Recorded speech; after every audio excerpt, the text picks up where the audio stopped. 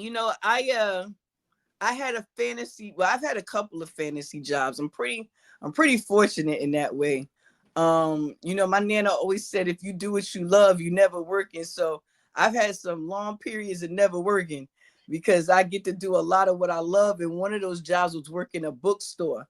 And I was a bookseller and I was a manager in the cafe department. So I had coffee, I had books, I had fresh cookies. You couldn't tell me nothing. You know what I'm saying? I don't care that they was paying me peanuts and pennies on a dollar.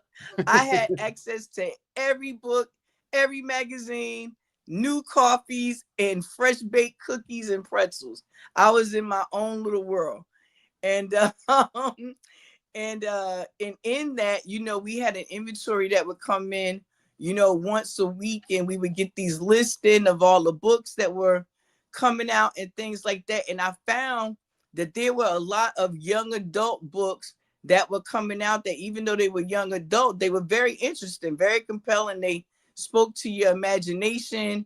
We think things like Twilight, all these things like that. Now, again, all these books are not for everyone, because somebody be like, don't man want to read about no romantic vampires, and you never know, you know what I'm saying? You can't judge a book by its cover. And so, in thinking about Virgo season, much like Aquarians, they are very analytical.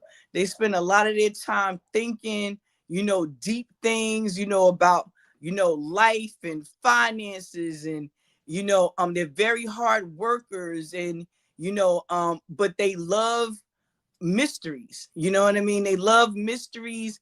They love that good whodunit. They love good investigational type things. They love historical fiction, things like that. And they love romanticism.